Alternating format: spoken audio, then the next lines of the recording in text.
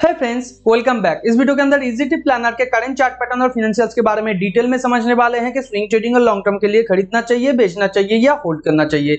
Already अगर position लेके रखे हैं तो यहाँ पे क्या नया पोजीशन या आप नया ऐड कर सकते हैं, तो उसके बारे में भी हम लोग डिटेल में समझने वाले हैं। तो अगर आप फंडामेंटल एनालिसिस को सीखना चाहते हैं, जानना चाहते हैं एक कंपनी के एनुअल रिपोर्ट से कैसे फाइनेंशियल डेटा को निकाल के सही तरीके से पढ़ा और इंटरप्रेट किया जाता है, या ऑनलाइन पोर्टल जैसे मनी कंट्रोल से कैसे आप एक कंपनी के डेटा को निकाल के सही तरीके से पढ़ के इंटरप्रेट कर सकते हैं, तो सारा का सारा वीडियोस चैनल के प्लेलिस्ट के अंदर अवेलेबल है और इस वीडियो के डिस्क्रिप्शन पर भी मैक्सिमम प्लेलिस्ट का लिंक आपको मिल जाएगा। तो चलिए सीखते हैं एक साथ।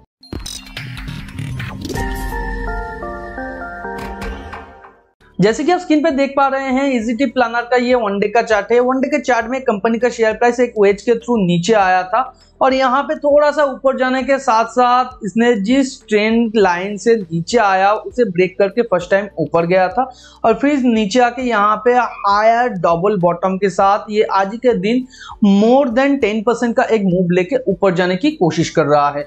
ये जो मूव है वो काफी स्ट्रॉन्ग था और यहाँ पे कैंडल भी काफी बड़ा था और उसके साथ साथ जो बॉडी है वो भी सिग्निफिकेंट था। तो इस हिसाब से क्या यहाँ पे नया कोई स्विंग पोजीशन बन सकता है, तो वो पहले समझ लेते हैं।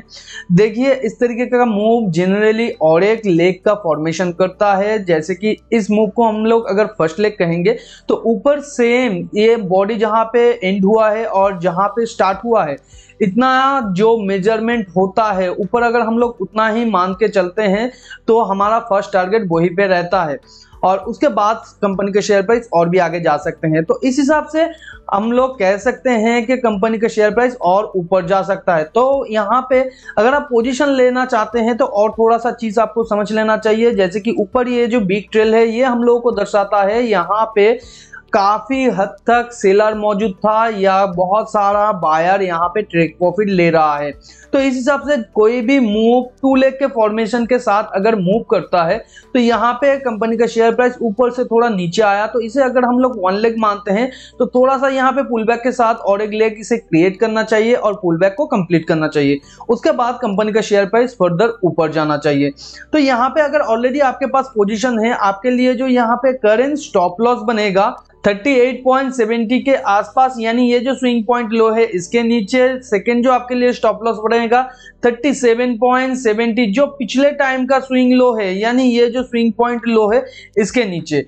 और यहाँ पे थर्ड जो स्टॉप लॉस बनेगा आपके लिए टेलिंग स्टॉप लॉस बनेगा, यानी यहाँ से थोड़ा सा कंपनी का share price two leg formation के साथ पुल बैक करने के साथ साथ ऊपर जाने की जब कोशिश करेगा और पिछले टाइम स्विंग हाई को तोड़ के प्राइस ऊपर चला जाएगा तो यहाँ से स्टॉप लॉस उठ के ये जो नया स्विंग पॉइंट लो बनाया है इसके नीचे चला जाएगा। तो यही होता है टेलिंग स्टॉप लॉस। तो इस हिसाब से करेंटली जो आपके लिए टेक प्रॉफिट बन रहा है वो है यहाँ पे 47 के आसपास, यानी ये जो स्विंग पॉइंट हाई है यहाँ पे या इसके आसपास, और इसे अगर तोड़ के ऊपर जाता है नेक्स्ट जो आपके लिए मिलेगा 52.60 के आसपास, जो कि है यहाँ पे वेज का टॉप पॉइंट। और इसे अगर तोड़ के कंपनी का शेयर प्राइस ऊपर जाता है तो नेक्स्ट आपके लिए बिग टारगेट यहाँ पे मिल सकता है करीबन 70 के आसपास, जिसके बारे में हम लोग आगे बात करेंगे फाइनेंशियल एनालिसिस के बाद। तो यहाँ पे करेंट सिचुएशन में आप देख सकते हैं जो आपका यहाँ पे पोजीशन लेने का एक जो टारगेट है बिग 52 के आसपास वो अवेलेबल है, मगर यहाँ पे आपको कहाँ एंट्री करना चाहिए।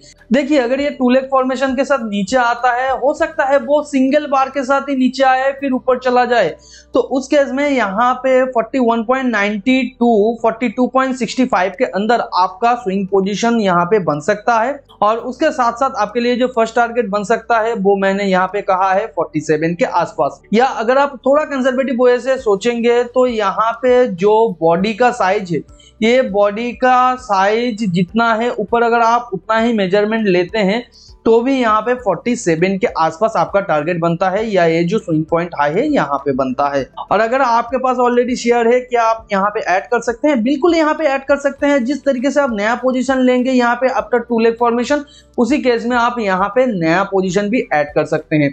और अगर यहाँ पे सिंगल बार के साथ ये नीचे आके अगले दिन या एक दो दिन में और फिर ऊपर जाने की कोशिश करे कोई सिग्निफिकेंट पुल बैक ना क्रिएट करके, तो जब भी ये हाई को तोड़ के प्राइस ऊपर जाने की कोशिश करेगा तो इस ब्रेकआउट के अंदर भी आप यहाँ पे नया पोजीशन ले सकते हैं और आपके लिए टारगेट वही यहाँ पे रहेगा। और जो यहाँ पे आपके लिए स्टॉप लॉस बनेगा। ये जो नया स्विंग पॉइंट लो इसने बनाया है वो यहाँ पे आपके लिए फर्स्ट स्टॉप लॉस बनेगा। तो अगर आप कंपनी के अंदर लॉन्ग टर्म के लिए पोजीशन लेना चाहते हैं तो फाइनेंशियल स्टेटमेंट को आपको जरूर समझना चाहिए। जैसे कि ये कंपनी का कंसोलिडेटेड स्टेटमेंट है क्वार्टर ऑन क्वार्टर का। तो क्वार्टर ऑन क्वार्टर में कंपनी का जो रेवेन्यू है वो ईयर ऑन ईयर बेसिस पे बढ़ा है, यानी पिछले साल के जून के क्वार्टर से करेंट क्वार्टर में ज्यादा है। और ऑपरेटिंग प्रॉफिट मार्जिन भी पिछले साल के मुकाबले यहाँ पे इंक्रीज हुआ है और पिछले क्वार्टर से भी इंक्रीज हुआ है।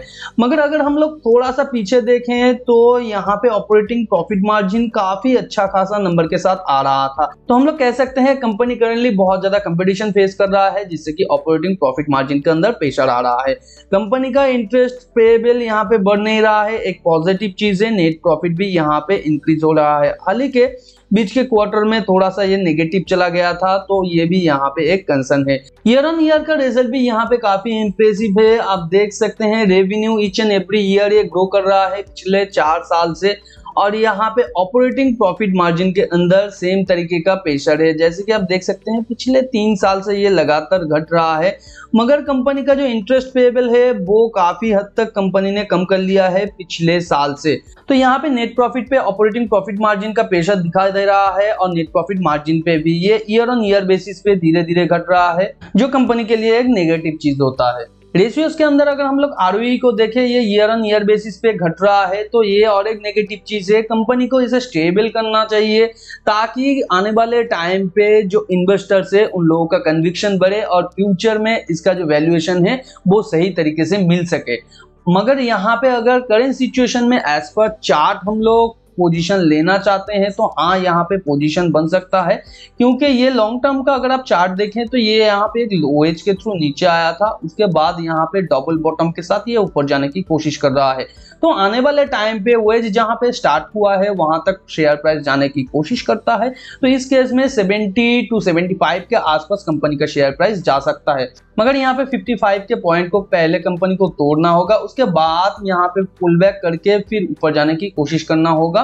तो यहाँ पे अगर 55 के ऊपर ब्रेकआउट करके सस्टेन कर जाता है तो कंपनी का शेयर प्राइस आने वाले टाइम पे यहाँ पर भी जा सकता है। तो करंट सिचुएशन में क्या आप पोजीशन ले सकते हैं? बिल्कुल ले सकते हैं, आप रिस्क ले सकते हैं यहाँ पे, मगर पोजीशन बहुत ही छोटा होना चाहिए, ताकि अगर कंपनी का शेयर प्राइस रिवर्स करे और थोड़ा सा यहाँ पे पुल बैक करे तो आपका लॉस ज्यादा ना हो, और फिर से जब ये ऊपर जाने की कोशिश करे हाई मोमेंटम के साथ, तब यहाँ पे भी आप पोजीशन लेके वो एडजस्ट कर सकते हैं। मगर करंट सिचुएशन में कंपनी ने जिस तरीके से ब्रेकआउट दिया है, यहाँ पे हम लोग छोटा सा बेट रख सकते हैं यहाँ पे, यानी 10 शेयर अगर आप ले सकते हैं तो यहाँ पे 2 to 3 पोजीशन यानी 3 शेयर आप यहाँ पे खरीद सकते हैं। और फर्दर जब ये 55 के पॉइंट को तोड़ के यहाँ पे पुल बैक करने के साथ साथ ऊपर जाने की कोशिश करेगा, फर्दर आप यहाँ पे भी पोजीशन बना सकते हैं। और जैसे जैसे यहाँ से और थोड़ा सा ऊपर जाने की ये कोशिश करेगा तो उस केस में भी आप थोड़ा सा पोजीशन बढ़ा सकते हैं। और आपके लिए जो फर्स्ट टारगेट रहेगा वही 69 के आसपास। तो अगर टेलीग्राम चैनल को ज्वाइन नहीं किया है तो ज्वाइन करके रख सकते हैं, क्योंकि अचानक कोई अपॉर्चुनिटी इमर्ज होता है तो वही पे पहले अपडेट दिया जाता है, क्योंकि वीडियो बनाना बहुत ज्यादा टाइम कंज्यूमिंग हो जाता है। वीडियो के बारे में कोई क्वेश्चन और डाउट हो, या आप किसी और कंपनी के बारे में फाइनेंशियल और टेक्निकल एनालिसिस डिटेल में चाहते हैं मुझसे, तो उसके बारे में भी आप नीचे कमेंट में लिख सकते हैं। मैं उसके ऊपर भी डिटेल वीडियो बनाने की पूरी कोशिश करूंगा। वीडियो अगर नॉलेजेबल लगा तो वीडियो को लाइक एंड शेयर कीजिए आपके उन फ्रेंड्स एंड फैमिली के साथ जो फाइनेंस और स्टॉक मार्केट में इंटरेस्ट रखते हैं। चैनल पे नया है तो चैनल को सब्सक्राइब करके बाजू में जो बेल आइकन है उसे भी हिट कर दीजिए, ताकि नए वीडियो का नोटिफिकेशन आप लोगों को तुरंत मिल सके। मिलते हैं अगले वीडियो पर, तब तक के लिए अपना बहुत ज्यादा ध्यान रखिए। Thanks for watching and happy investing.